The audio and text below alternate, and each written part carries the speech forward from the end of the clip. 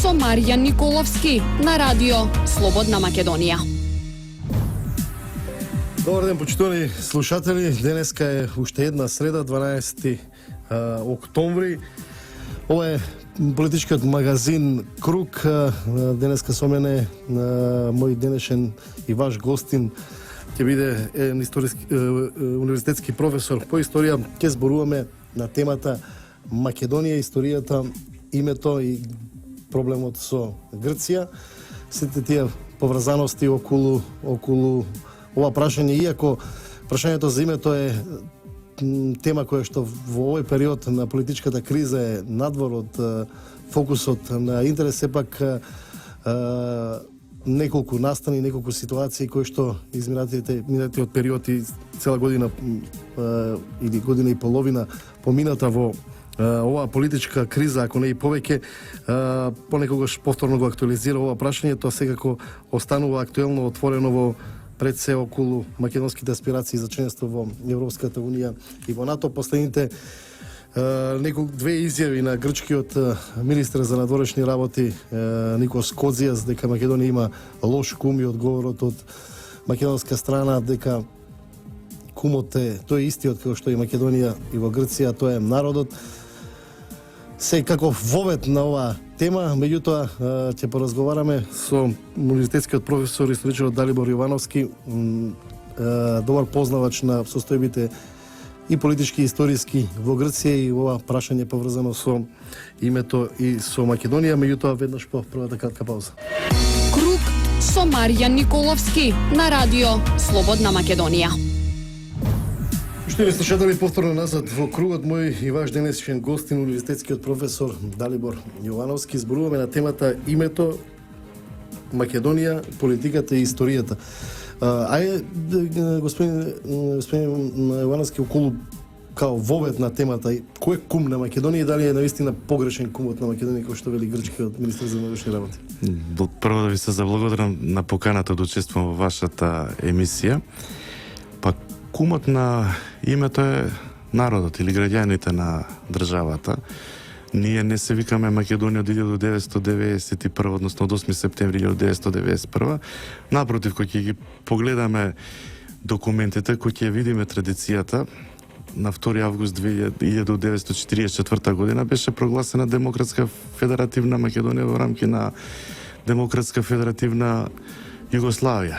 Кога беше создадена Федеративна Народна република Југославија, таа Демократска федеративна Македонија го промени името во Народна република Македонија, подоцна во Социјалистичка република Македонија, и јасно е кој е кумот. Значи, тоа се граѓаните, односно народот кој што војуваше во Втората светска војна, меѓу другото и најважно, за да создаде сопствена држава, бидејќи ние во тој момент бевме едни од ретките во регионот кој што нема сопствена држава. Меѓутоа, изјавата на Кодзија само ги потврдува нивните тези околу тоа дека го крадеме грчкото античко име Македонија, и кој ќе се види една ретроспектива на грчко-македонските односи во минатото, проблемот не настана по 8 септември 1991, односно после раздружувањето на Македонија од поранешната федерална Југославија, туку од создавањето на државата Македонија во 1944 година, бидејќи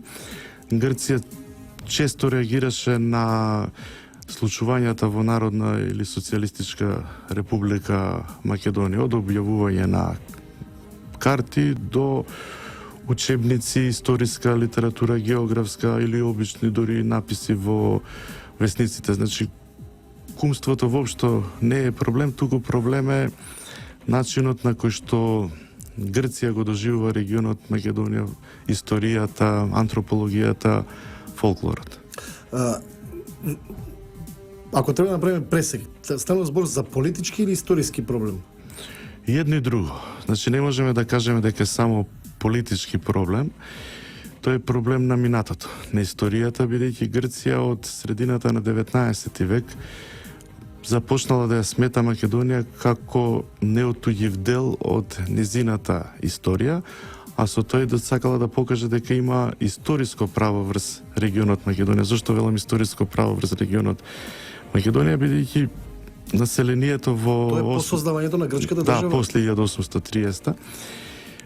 Имено во регионот Османлискиот регион Македонија, мнозинството беше наше, односно македонското население, кој за жал немаше јасно развиена национална свест и тоа го искористија подосна балканските држави. Многу е интересно што Грција во периодот од 1830 создавањето па се до средината на 19 век во Грција, дури античката македонска држава беше сметана за окупаторска. Врвни грчки интелектуалци тоа го пишувале или јавно го кажувале, меѓутоа од некаде 1853 година преку една книга на Константинос Папаригополос, всушност тоа беше учебник за гимназија, почна да се гради митот дека античка Македонија е грчка, со тоа дека и Македонија е грчка. Инаку има многу... До тогаш во историјата грчка, македонската антика и еленизмот се различни терминологии. Да, еленизмот го измислија западњаците, после грците го прифатија како своја основна патеводителка во начинот да се покаже дека Грција има право, територијално право на добар дел од Балканот, на Мала Азија, дури некои да и до Тигар и Еуфрат, па дури во Северна Африка. Меѓутоа, хеленизмот го измислија западњаците, грците само го прифатија. Треба да се знае дека до создавањето на независните држави на Балканот не постоја нации во регионот.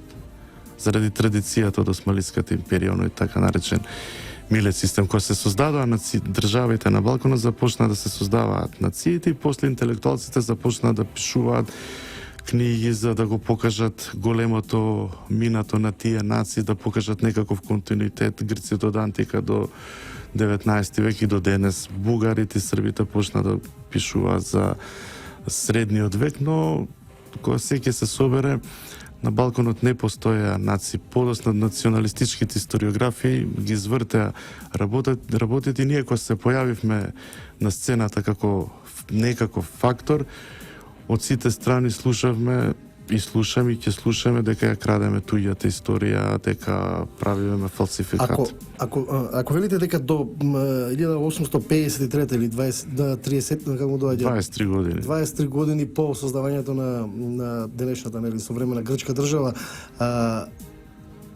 грците или интелектуалците грчки не само што го сметале македонскиот антички, како се нарекува тоа, држава или народ.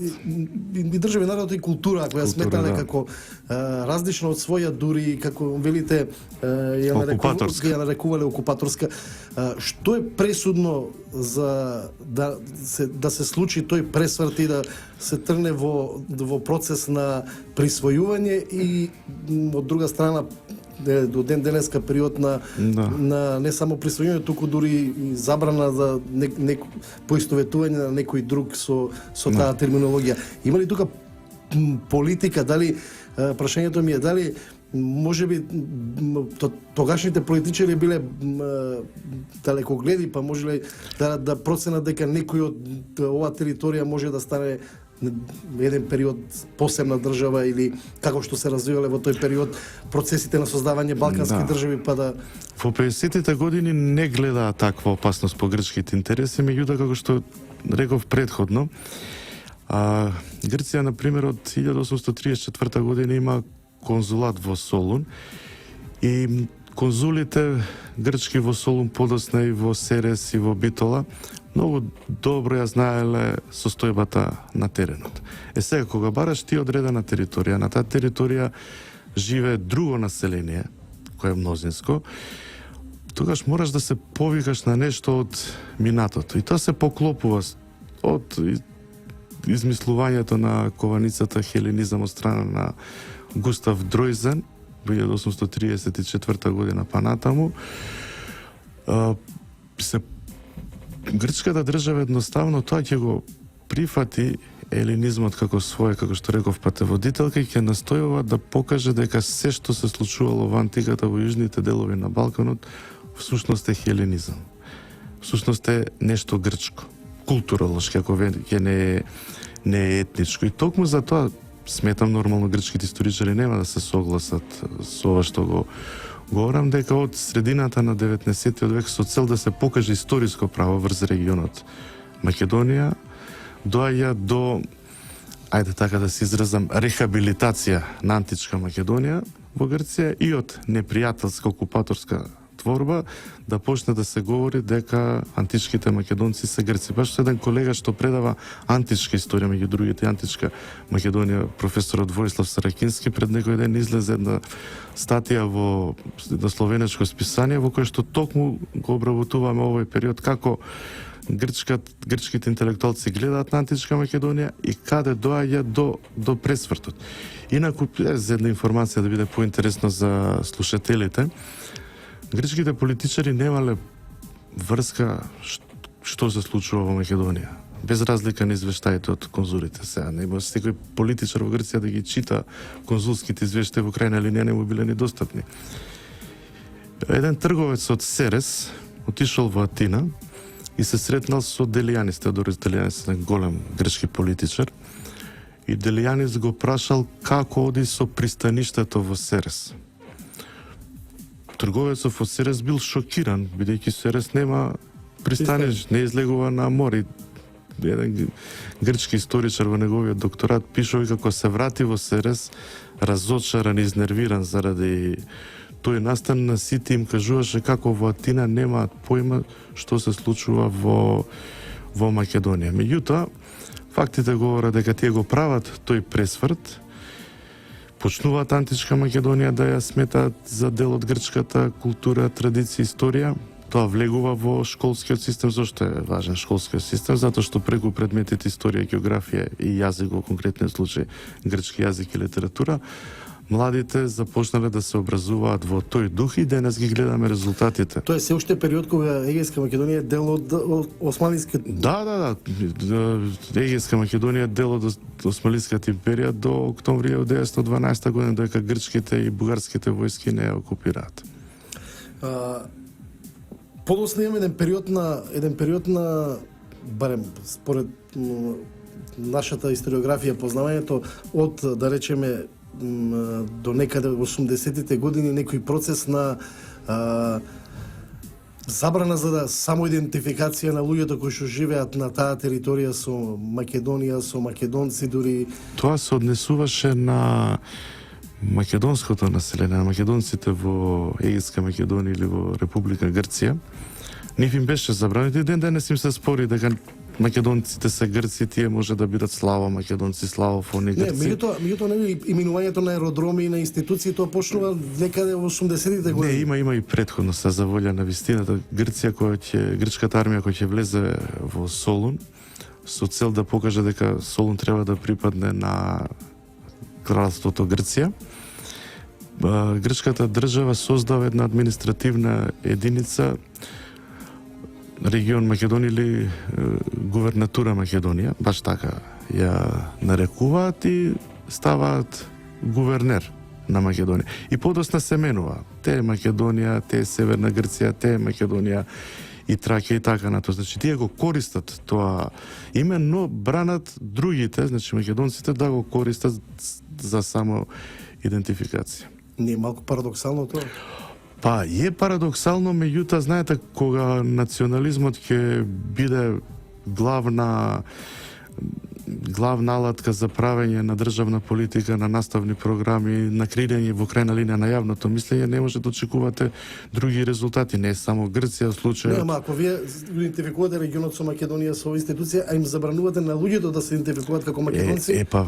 Значи, они се доволно паметни да знаат дека ако им дозволат на нашите сонародници во Република Грција да се идентификуваат како што сака, значи како македонци, па макар и 5000 да испаднат на попис, тие многу добро знаат дека ќе се отвори она Пандорина кутија и ќе треба на останатите Грци да им објаснуваат чеке зошто до сега беше вака, што сте криеле. Значи, грчката нација е една интересна творба, значи добар дел од грците немаат грчко потекло, имаат албанско, влашко, македонско и така натаму. Како низ историјата се влече идентитетот на територијата со името, поврзаноста и создавањето на нациите? Грубо прашање. Видете, Македонците имаат право за идентификација со територијата на Македонија или грците да имаат право? Значи вака, ние не можеме да им браниме на другите регионално да се одредуваат така како што сакаат. Значи во Грција имаш регион Македонија и Тракија, односно 3 Македонии се, западна, централна и источна Македонија и Тракија. Ние не можеме да им кажуваме ако не сакаат, односно да им браниме да се декларираат како што сакаат, значи грчки македонци, грци и македонци така натаму. Од друга страна кај нас името на народот произлезе од регионот Македонија. Ние само создадовме македонска држава, македонска нација, македонски јазик и култура. И сега точно парадоксално е што другите тоа ни го оспоруваат и можеби најдобрата одбрана е таа што во овој момент ја правиме кој да сака да се декларира така како што сака. Ние не браниме на никој да го користи името Македонија. Во Бугарија знаете дека има многу граѓани на Република Бугарија. Бугарија го нема, например, тој проблем, дали Македонија, иако таму има 1/3 од... Да, 1/3 според бугарски извори, да, тие викаат дека се македонци, меѓутоа географски македонци, етнички бугари. Има една група на луѓе, не многу мала во Република Бугарија, кои што се декларираат како етнички македонци и нив им е забрането. Меѓутоа, сепак, ако политиката денеска е како политика која ги дефинирала територијата на Македонија во една независна држава и две во состав на односно останатата како му доаѓа 2/3 во состав на други две држави, сепак историјата мислам дека е јасна дека оваа територија, етничката македонска територија е сепак засебен дел и од Грција и од Бугарија. И многу поблиска до денешната македонска држава. Токму тука е проблемот. Многу од аргументите на грчката страна се базираат на тоа ако станете вие да се нарекувате Република Македонија, тоа значи дека имате аспирации кон останатите делови од поголемиот дел од поголемиот регион Македонија. Меѓутоа, еви Северна Македонија ако не дај Боже некој ја прифати, тогаш постои Јужна и така натаму. Се лежи во минатото. Начинот на кој што се создадени балканските нации, начинот на кој што се интерпретирала историјата во конкретниот случај на регионот Македонија, сега наеднаш испаѓа дека нас не знам таму кој не создал Коминтерната 1934 година, па маршалот Тито им дозволил на македонците, односно им направил држава. А ние многу добро знаеме дека македонската ослободителна војска, нашите партизани, вчера славевме и празник 75 години од почетокот на народното востание, ја направија таа држава. Да не беа тие, воопшто немаше да имаме држава. Тука ќе направиме една кратка пауза на едно прашање на оваа тема и потоа за главниот проблем, името од политички аспект во вториот дел од емисијата. Круг со Маријан Николовски на радио Слободна Македонија. Добар ден, почитувани слушатели, повторно назад во кругот. Мој ваш денешен гостин, универзитетскиот професор Далибор Јовановски. Зборуваме за историјата, името и политиката. Застанавме кај делот кој што значи поистоветување на Македонија, македонскиот народ, идентитетот со територијата и создавањето на македонска држава. Едно блиц прашање. 11 октомври беше продолжеток на континуитетот за своја држава или социјалистичка, комунистичка револуција? И едно и друго. Значи, имавме настани од 1903 кои што стана врежани во меморијата на обичниот македонец, на македонската емиграција, например, во Бугарија, без разлика дали таа се чувствуваше бугарска по етничко чувство или македонска, сите тие го славеа Илинден. И беше прашање на време кога тој процес ќе продолжи. Во тој момент, кога почна востанието на 11 октомври, работите во свој раце презеде комунистичката партија, ако огромниот дел од партизаните отидоа во борба пред се за создавање на држава, подоцна ги прифатија тие некои интересни идеи на комунистичката партија. Нормално, после тоа имаше и несогласувања по 1945. Велите проблемот се Само да извинете што ве прекинам, значи кој ќе ги видите имињата на партизанските војни единици, ви станува јасно каде била идеологијата и од каде се црпи. Велите проблемот сепак почнува некаде после 45-та, можеби потајно или веројатно со некаква доза на скепца дека може некогаш да се создаде независна држава, меѓутоа веќе кога 80-тите, на крајот на 80-тите, кога веќе станува јасно веројатно дека грчките политичари имаат појасна слика дека Југославија ќе се распадне и дека овие територии, републики ќе станат независни држави, се интензивира процесот за оспорување на македонскиот идентитет и именувањето на државата. Тие го оспорува од 1945 наваму.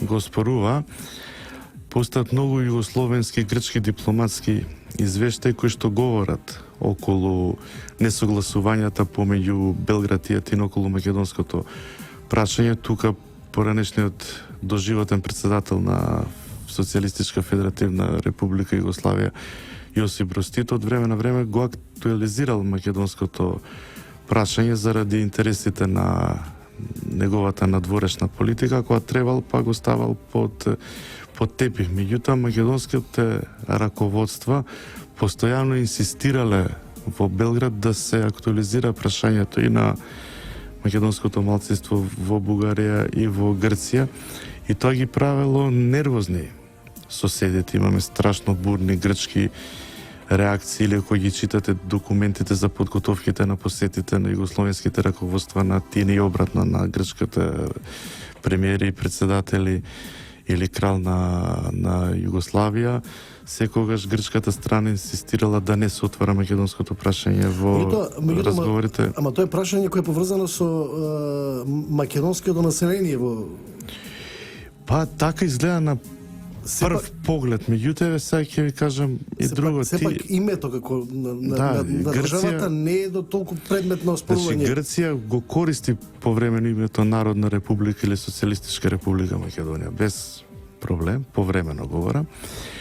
Но кога се во прашање идентификувањето на македонскиот народ, избегнува да спомнат македонски народ, најчесто говорат славо македонци.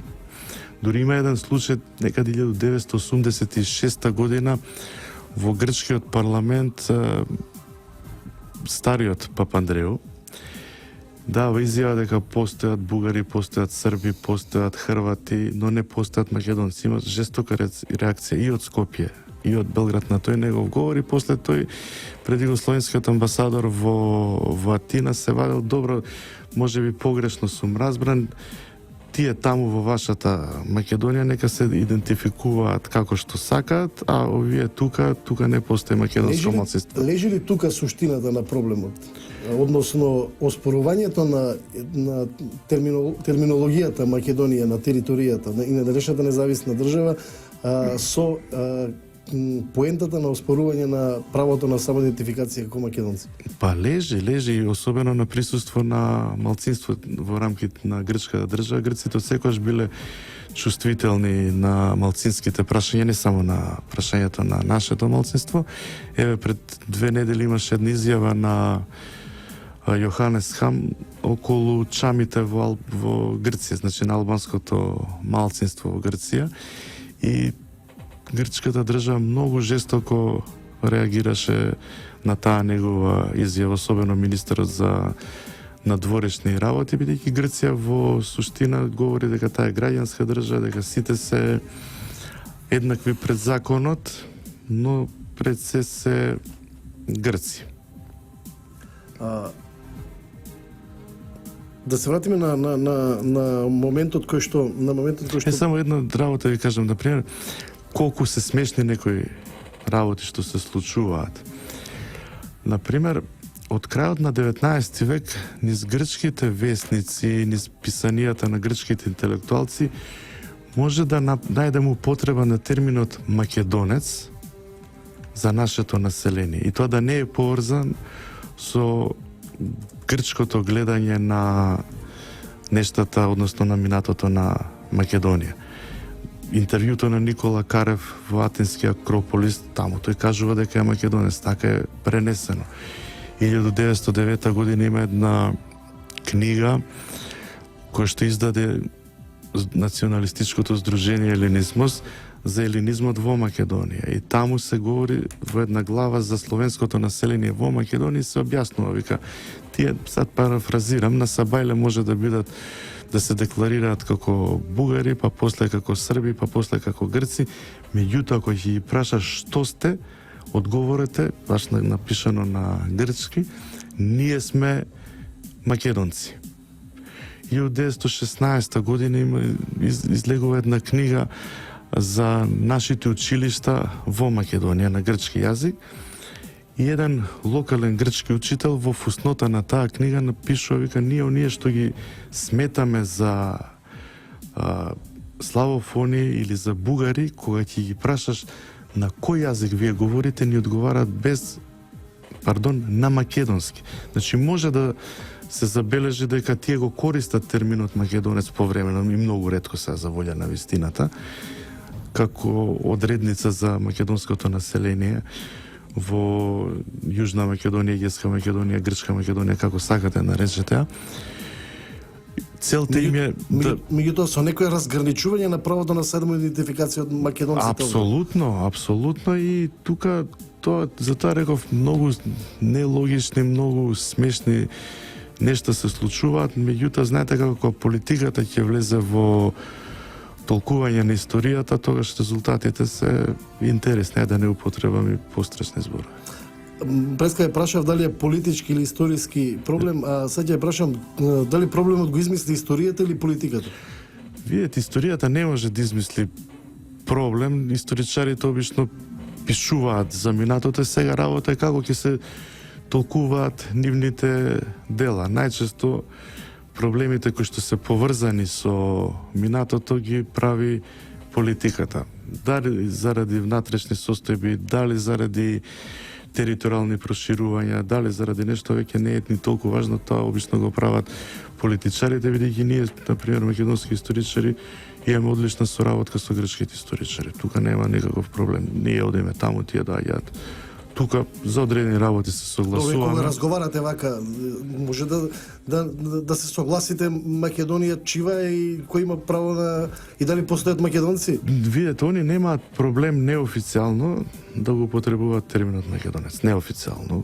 Јавно не го употребуваат. Неофицијално во разговори нема. Да, но признаваат ли тие дека македонската нација, значи, како нација е различна од грчката и дека тој Да, и кој во прашање за различноста, нека ние ве признавме како посебни во смисла како слава македонци од секогаш. Проблемот за вие на исток, демек Бугарија не ни ја признава нацијата, прашувам, добро, ние не сме слава македонци. Ние сме македонци. Разграничуваат ли меѓу грк и македонец дека има разлика? Да. Меѓутоа они велат дека и државјаните на Република Грција кои што живеат во западна, централна Македонија, источна Македонија и Тракија се исто така македонци, но регионални. А како се идентификуваат тие според нив македонци регионални? По кој јазик, по која култура? Тоа е интересно прашање. Сегаш ги прашувам, викам, ние не ви спориме дека вие сте македонци таму што живеете, немаме право на тоа. А кој јазик зборат тие македонци? Викам, вие сте македонци што зборате грчки јазик, ние сме македонци што зборат македонски јазик и тука доаѓаме до суштината. На Грција не е проблем името Република Македонија. Проблем е како се именува народот, нацијата, јазикот, културата, историјата. И затоа секојаш велат, ама се знаете што се збориме за економија, ама велат се, например, вино од Македонија и вино од Македонија. Добро да викам, вино од Македонија, Република Македонија, вино од Македонија, Република Грција. Никој не, географското потекло не ви го спори. Меѓутоа, видете, и мислам дека добар дел, не сите, добар дел од нив се свесни на проблемот што настана. Сега многу тешко да излезат од таа приказна. Тука ќе направиме уште една кратка пауза пред финишот на денешната емисија. Круг со Маријан Николовски на радио Слободна Македонија. Почитувани слушатели, повторно назад во финишот на денешната емисија во која што зборуваме за историјата, името и политиката Македонија. Мој и ваш денешен гостин е универзитетскиот професор Далибор Јовановски.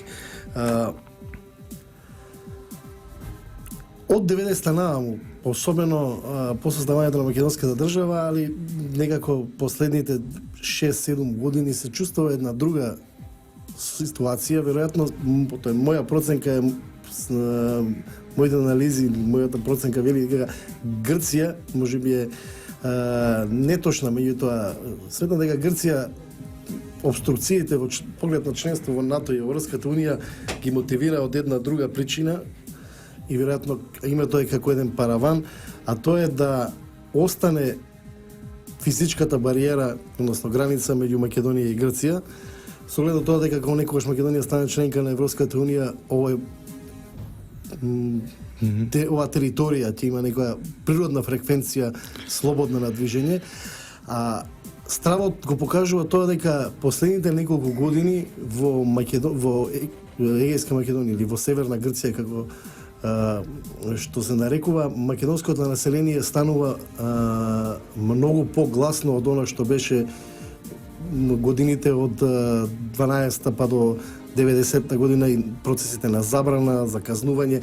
Денеска имам чувство дека тој македонски дух на припадност кон македонците се буди и е многу почест и веројатно е процес кој што ќе продолжи понатаму и тешко дека може Грција да го стопира тој процес. Да, свесни се за тоа и свесни се дека тој процес не може да го стопираат. Ја еден мој пријател, грчки историчар Евангелос Кофос, тој од постарата генерација.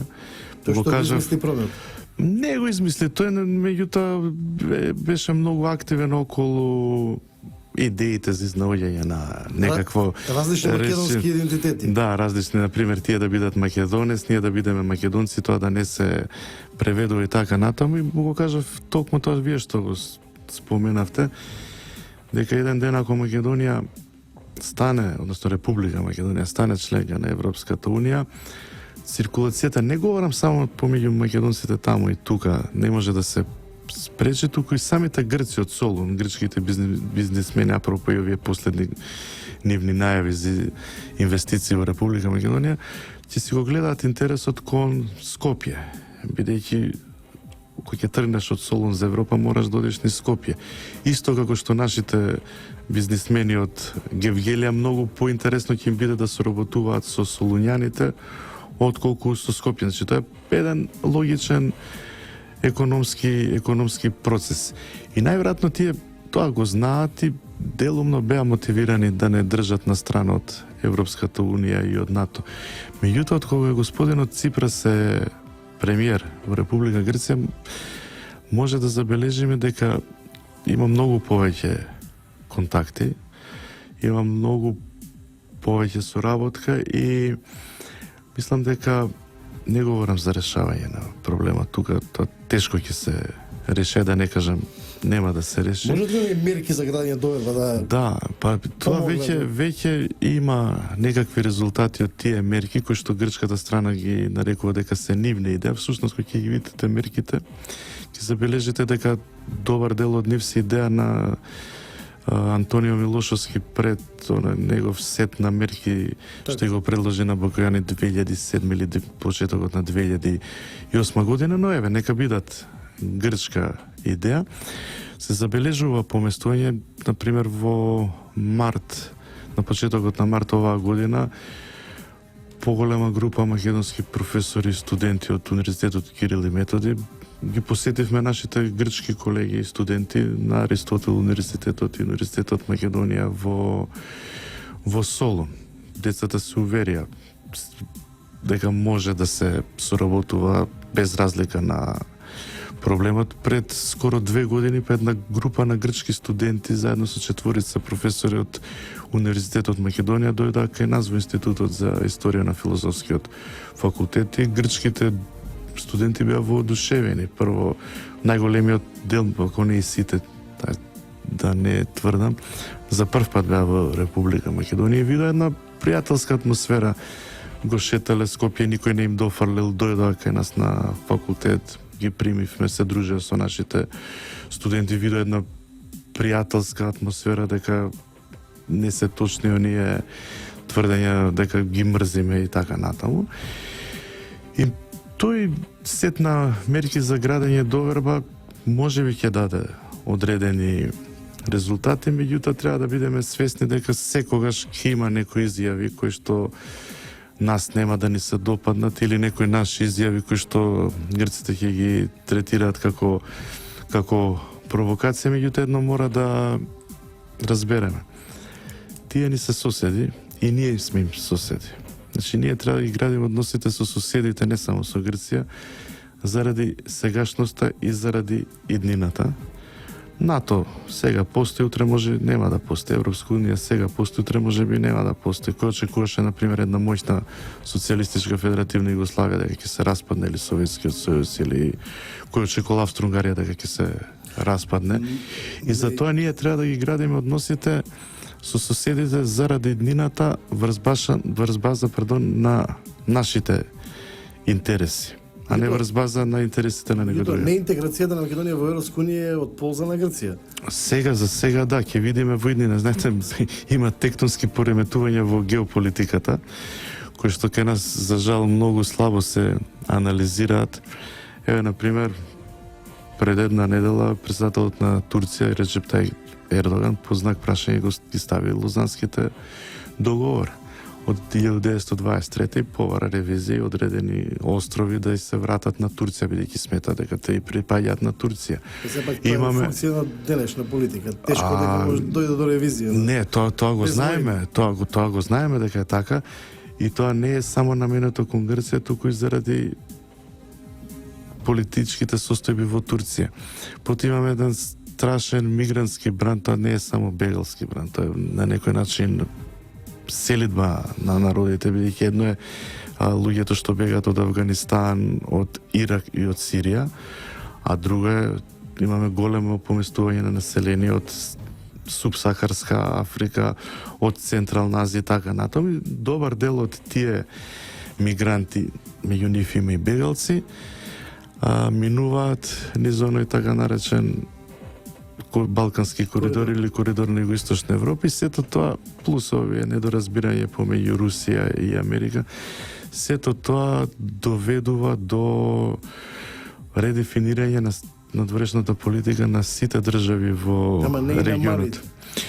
И на малите, обично колатерална штета. Тие така е, најчесто малите се колатерална штета, меѓутоа ако некој процес трае долга, мигрантската криза ќе трае според сите проценки подолго, сите ќе мора да ги ревидираат својата политика и односите со соседите, бидејќи да бидеме реални, ако Европската унија не го исполни договорот со Турција, ако Турција ги отвори границите за мигрантите и за бегалците да одат на кај Европа, мора да знаеме, ниту Бугарија, ниту Грција се во состојба тој бран да го спречат. Реално, не дека не сакаат, никој не ќе бегалци на своја територија, меѓутоа не можат.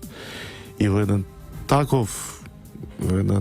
таква збрка ќе мора да дојде до редефинирање на политиките. Не говорам дека ќе се согласиме, далеку од тоа, меѓутоа ќе мора да има приближување помеѓу сите во регионот заради заштита на заедничките интереси. Благодарам, почитувани слушатели. Мој ваш денешен гостин во круг беше универзитетскиот професор, историчарот Далибор Јовановски. Разговаравме на темата името Македонија, политиката и историјата. Круг е емисија на Трговското радио дифузно друштво Радио Слободна Македонија. Јас сум Маријан Николовски, уредник и водител. Денеска е 12 октомври. Круг е емисија во продукција на Радио Слободна Македонија. Имате пријатен ден. Круг со Маријан Николовски на Радио Слободна Македонија.